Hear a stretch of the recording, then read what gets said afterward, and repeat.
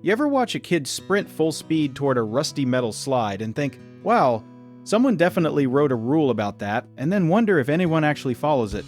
Playground safety has a whole world of standards behind it, and most parents have no idea any of it exists. The big name in the game is the Consumer Product Safety Commission, which puts out a handbook called the Public Playground Safety Handbook, and it covers everything from how high a slide can be to how much cushion needs to be under your feet. Then there's ASTM International, which is basically a club of engineers and experts who write the technical rulebook that manufacturers are supposed to follow when they build this stuff. Here's the twist though. Most of these standards are voluntary, meaning nobody's legally forcing your local park to follow them.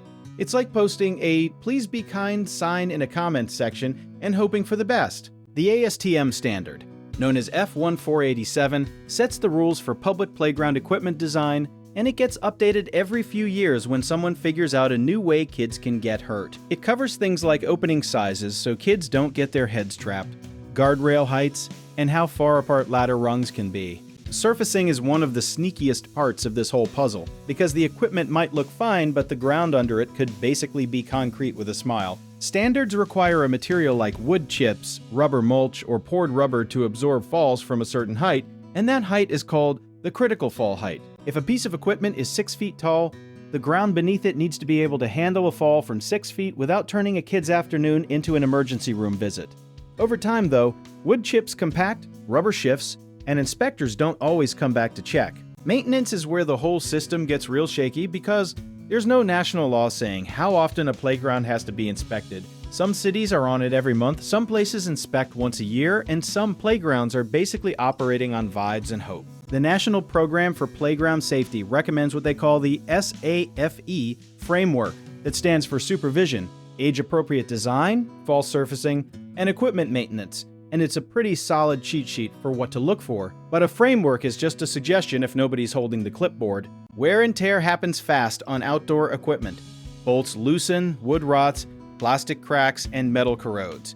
And any one of those things can turn a normal Tuesday into a serious injury claim. There are certified playground safety inspectors, actual trained professionals with credentials, but hiring one costs money that not every municipality wants to spend. When a kid does get hurt on a playground, the question of who's responsible gets complicated fast, because you're looking at the equipment manufacturer, the installer, the property owner, and whoever's in charge of maintenance.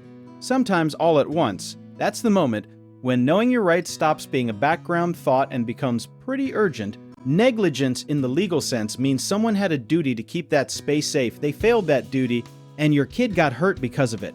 If the bolts were already flagged in an inspection report that nobody acted on, that's not just bad luck, that's a paper trail. Age-appropriate design is another standard that gets overlooked because putting a toddler zone next to a structure built for 10-year-olds is an invitation for chaos. ASTM breaks equipment into age groups, 2 to 5 and 5 to 12, because a preschooler and a 5th grader don't have the same balance, strength, or ability to read a warning sign. The tricky part is that most caregivers assume public playgrounds are safe by default, the same way you assume a restaurant passed a health inspection.